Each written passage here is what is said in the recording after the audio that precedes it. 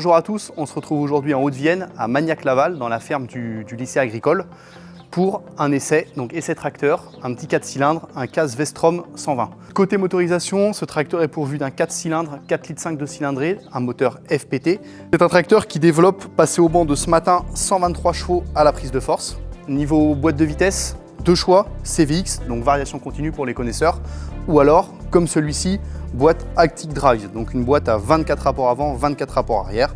Vous avez donc 3 gammes et 8 power shift sous charge.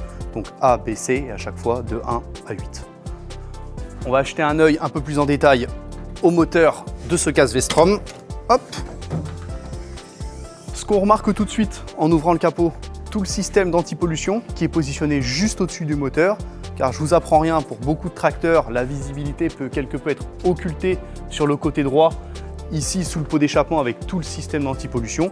Ici, comme vous pouvez le voir, de la place. Quand vous tournez votre tête en cabine, vous voyez directement le sol. On a donc sur ce tracteur de la D-Blue, où on fait le plein juste à côté du plein de gasoil. Un FAP, comme je vous disais tout à l'heure, positionné juste au-dessus du moteur. C'est un tracteur qui ne possède pas de vanne EGR. Il n'y a donc pas de recyclage des gaz d'échappement. Côté entretien, le filtre à air est juste à l'avant du tracteur. Particularité à savoir, il y a donc un extracteur de poussière qui limite finalement l'entretien du filtre à air que vous sortez tout simplement de la sorte.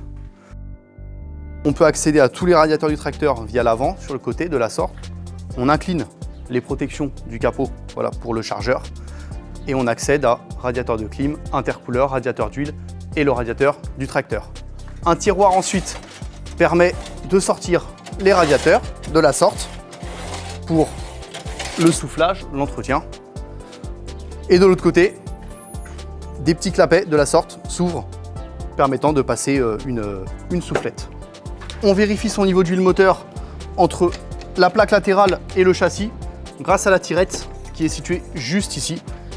Et vous voyez, sans avoir à ni même tourner les roues ou ôter de plaque, j'ai mon niveau d'huile tout de suite, rapidement.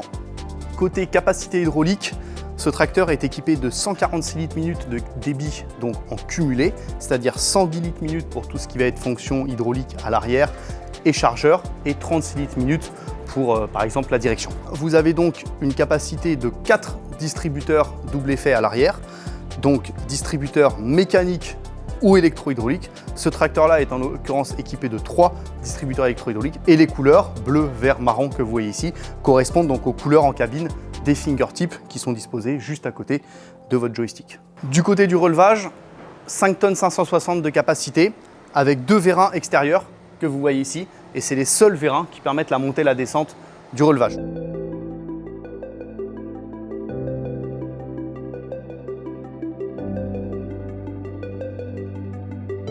Curage, c'est un tracteur qui a l'air relativement bien, beaucoup de force pour taper dans le tas finalement comme on dit, également de la force au chargeur, voilà, le cavage, aucun problème pour retresser les godets même lorsque ceux-ci étaient pris dans le fumier. Un tracteur souple, confortable. Ce tracteur permet, si on veut, de ne pas avoir à débrayer, donc simplement la pression sur la pédale de frein permet le débrayage. Pour ma part, et j'y suis habitué, j'avais tout gardé en mode manuel, donc c'est-à-dire et la transmission, c'est moi qui passais mes vitesses manuellement, je m'étais mis en gamme B et je passais mes vitesses manuellement et j'utilisais donc l'embrayage avec mon pied gauche.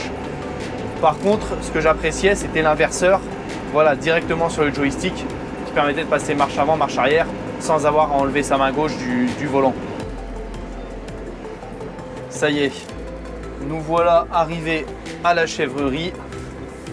Le foin est à bon port. Tant qu'on est arrêté en cabine pour le déchargement, je peux vous parler un peu de l'intérieur du tracteur. Donc on a un inverseur à gauche, on a un ordinateur de bord donc dans lequel on va venir régler nos fonctionnalités, indication de vitesse, de régime moteur. On a après le classique, hein, vous en doutez, température moteur, niveau de carburant.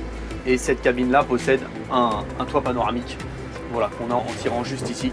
Force est de constater qu'au chargeur c'est très pratique. En levant mon chargeur, je pouvais m'avancer et regarder davantage ce que je faisais. C'était appréciable. Moi j'ai pas eu la chance de le faire, mais je pense notamment à ceux qui empilent des bottes sous des bâtiments. Voilà, ça doit être relativement appréciable d'avoir cette visibilité.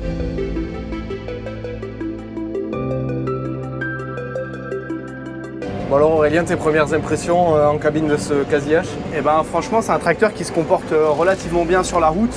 la boîte est douce, qu'on change les vitesses comme les gammes, il n'y a pas de secousse, d'autant plus que là, on a une fonctionnalité qui nous permet donc à chaque passage de rapport, donc qu'on les augmente ou qu'on les diminue, et bien c'est le tracteur qui vient de lui-même jouer sur le régime moteur, tu vois, pour limiter les secousses. Ah ouais, c'est intéressant.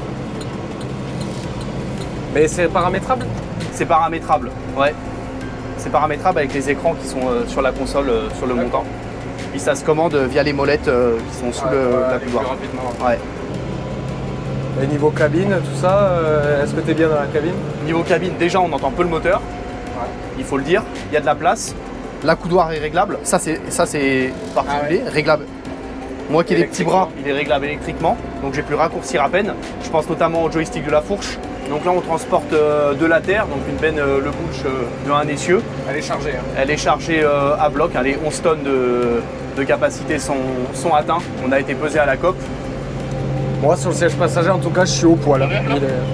C'est un vrai siège passager bien confortable. Ouais. T'as même de quoi te tenir. Ouais, en plus il y a une poignée pour se tenir, donc le passager on est bien. La cabine elle est 4 montants. Ouais, cabine je pense 4 que montants. pour la visibilité c'est vraiment... Ah ouais, je pense à toutes les priorités à droite à mon avis. Donc là vous voyez, là on est dans une côte, le tracteur il se tient à 1700 tours, à 27 km/h. On descend une vitesse, on est en C5. Oh, là on monte quand même la côte, on est à 2000 tours et à 28 à l'heure. Je trouve qu'en termes de gabarit par contre il est vachement stock. Ouais, il est vachement stock. C'est un tracteur qui pèse sans chargeur, sans bâti et sans masse de roue. On est sur du 5 tonnes et demi. Et donc là avec son bâti de chargeur, on rajouterait dans les 300 kg. Il a encore 150 kg de masse dans chaque roue. Et puis le chargeur, on rajoute encore 700 kg pour atteindre un petit 7 tonnes finalement. Et niveau visibilité, pour ceux qui se poseraient la question, donc à l'arrière, on voit peu le piton, il faut se lever un peu du siège. Par contre, petite glace, et une fois bien réglé, c'est sensationnel. On peut aussi conduire en poussant le joystick. Ouais, comme une... Ça c'est... Globalement, le tracteur il reprend les bases du New Holland. Ouais. Mais la différence, c'est dans la méthode de pilotage qui est, elle, propre à Quasi H. C'est ça. Vous voyez, donc là, levier en arrière. Donc là, du coup, je suis à la pédale pour accélérer. Je passe mes rapports. Et comme un CVX, je pousse mon joystick. Et tu peux gérer la vitesse avec ton joystick, en fait. Voilà. On décélère. Et ça se conduit finalement un peu comme un CVX. Après, on passe les gammes au joystick. Donc 3 boutons. Donc lièvre, tortue pour passer les vitesses. Et on a un petit bouton arrière, donc personnellement j'appuie dessus avec l'index pour passer les gammes. Donc pour ce faire, il faut cumuler le bouton arrière plus la tortue pour descendre les gammes ou le lièvre pour augmenter les gammes. Tu as un mode automatique sur la gestion? Il y a un mode automatique. Ouais. Donc là ça se pilote vraiment comme une CVX. Ça se pilote vraiment, ouais, tout à fait, ouais. On va attaquer la côte principale du parcours. On va voir comment s'en sort notre case Vestrom 120. Pour l'instant on est à 16 à l'heure. Il faut savoir que ce tracteur, on l'essaye dans le cadre d'un comparatif tracteur. Et parmi ces 9 autres concurrents, ils se situaient tous entre 11 et 15 à l'heure dans la côte. Donc on va voir comment s'en sort le case. On a 13,5. On va descendre une gamme, on va passer en B. Ah, la descente de gamme, là, elle a un peu pénalisé là par contre.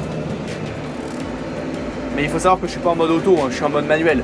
J'aurais été en mode auto, donc il y a le auto champ ou le auto route. Le tracteur aurait géré tout seul sa vitesse, son régime moteur. Mais là, vous voyez, il reprend du poil de la bête. Là on remonte.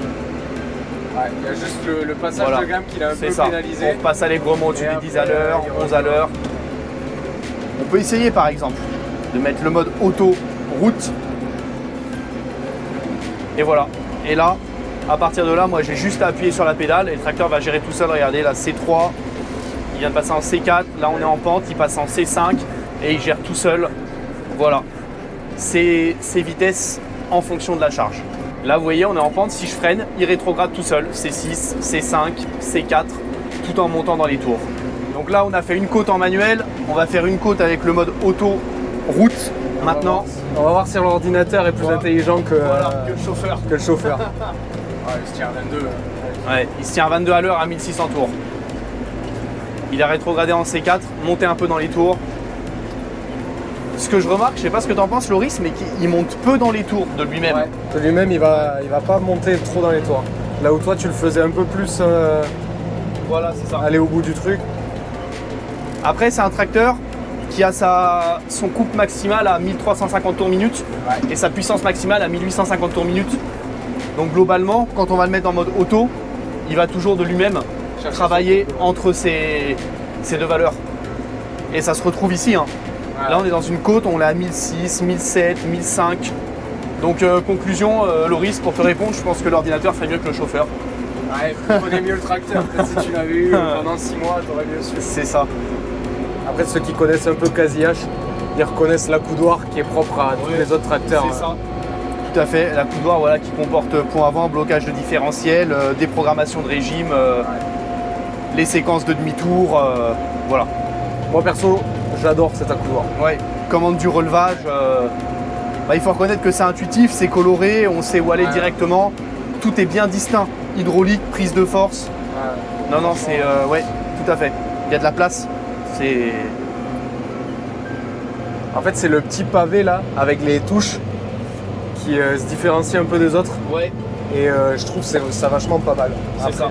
J'ai été un peu habitué à ça, moi. Puis les dernières commandes du relevage, contrôle d'effort, contrôle de position, toujours sous l'accoudoir. Tu peux avoir l'écran en plus sur celui-là. Tout à fait, ouais. Tu peux avoir un écran positionné soit en bout d'accoudoir ou soit sur le côté. Ouais. Et écran donc qui va servir principalement au guidage, mais où on va aussi retrouver des programmations de séquences, des choses de la sorte. Bon, c'est pas forcément nécessaire là sur ces tracteurs-là. Non, j'ai un tracteur de ce gabarit-là, un terminal pour curer une stabulation ou aller faner. Pas forcément nécessaire.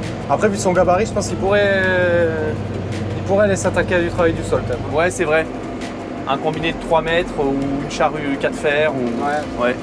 Après, si, un écran si pour les traitements, typiquement, c'est vrai.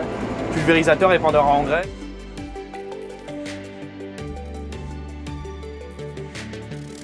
Nos journées d'essai sont désormais terminées. Différents travaux au service de cette ferme d'élevage. Curage de stabulation, ramassage de bottes de foin. En tout cas, merci à tous d'avoir suivi. Je vous laisse nous dire en commentaire ce que vous pensez de ce case. En attendant, n'hésitez pas à partager, à liker, à commenter, à vous abonner. Tout est en dessous dans la description. On se retrouve très vite pour des essais de tracteurs, de moissonneuses et d'outils quels qu'ils soient. À très vite!